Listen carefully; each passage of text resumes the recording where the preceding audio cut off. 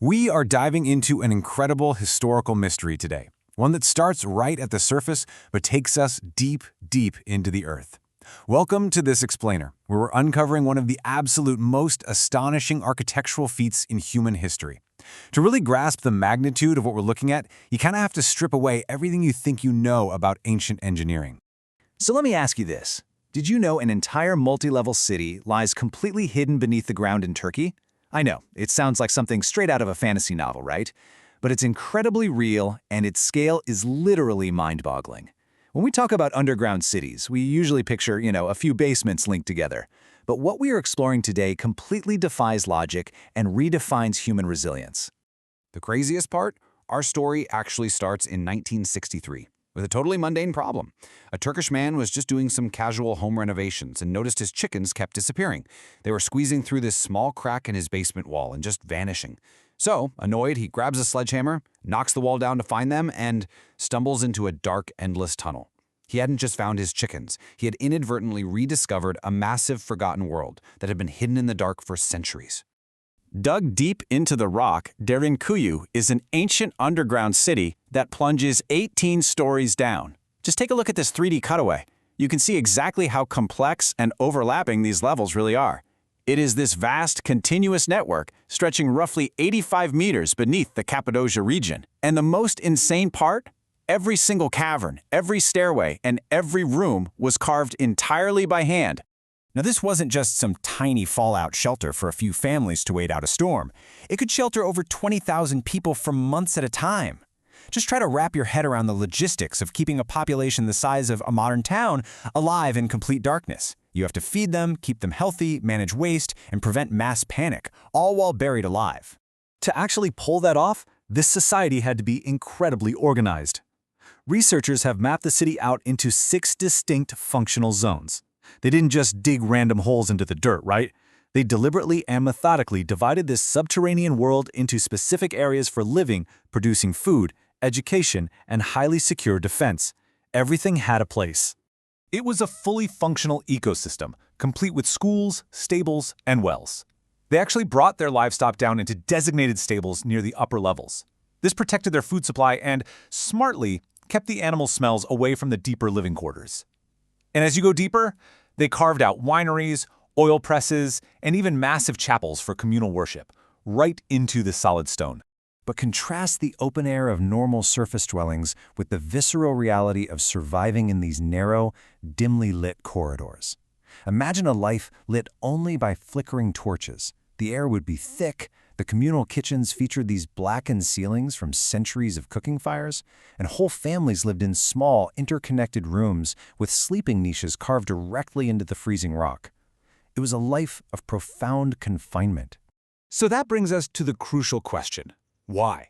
What terrifying events would force tens of thousands of people to completely abandon the beautiful Anatolian plateau and retreat into total darkness?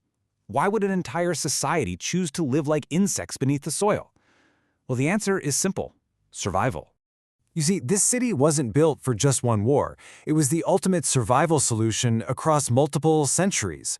While the original excavations might have been started by the Phrygians way back in the 8th to 7th century BCE, the city was continuously expanded by desperate generations. It shielded early Christians escaping Roman persecution, and later provided a massive safe haven for Byzantine communities hiding from devastating Arab raids. When invaders were spotted on the horizon, entire villages executed a flawless vanishing act. Step 1. Grab the livestock. Step 2. Gather the family and retreat underground. Step 3. Lock themselves in and wait in total silence. Raiders would literally walk through empty surface streets, find absolutely nothing, and eventually leave, completely unaware of the thousands of people breathing just beneath their boots. And they were incredibly safe down there, because massive rolling stone doors protected the entrances. These immense circular stones weighed up to 500 kilograms. That is half a ton. But they were ingeniously designed to be easily rolled into place by just one person to block a passage. Crucially, though, they could only be opened from the inside. Once that stone slid into place, the outside world was entirely sealed off. This brilliant defense strategy also relied heavily on choke points. If you look at this historical plan, you'll notice the tunnels connecting the main chambers are incredibly narrow and low. This was highly intentional.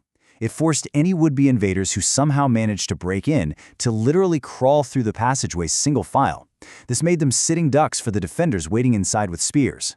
But you're probably wondering, how did ancient people dig an 18-story bunker with ancient tools? Well, none of this architectural scale would be possible without the region's unique geology. Specifically, this thick layer of compacted volcanic ash called tuff. Millions of years ago, violent volcanic eruptions blanketed the entire area, and over time, that ash solidified into the rock you see in this modern quarry.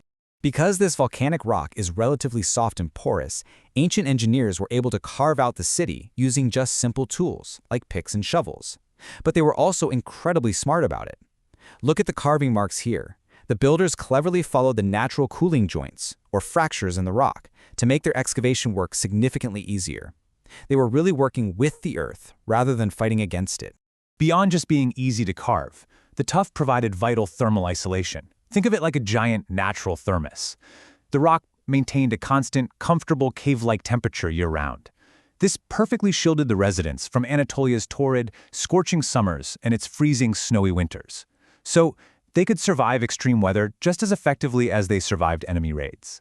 But how do you dig 18 stories down without the whole thing just caving in on you? Well, to keep these massive caverns from collapsing under the immense weight of the earth, the builders left strategic support pillars. Notice how they carefully navigated the rock's natural weaknesses, placing thick, uncarved pillars exactly where they were needed to ensure the entire complex remained totally structurally sound. And for breathing, the city was equipped with 52 vertical chimneys, and ingenious ventilation shafts kept the air fresh miles underground. These were absolutely critical life support. Not only did they provide a steady supply of oxygen to 20,000 people and all their animals, but they also perfectly dispersed the cooking smoke so it wouldn't rise up in a concentrated cloud and alert enemies on the surface to their exact location.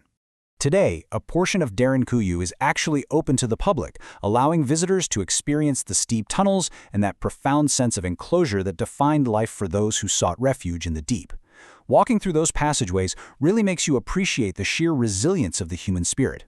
So, I have to ask, would you dare to explore the depths of this subterranean marvel?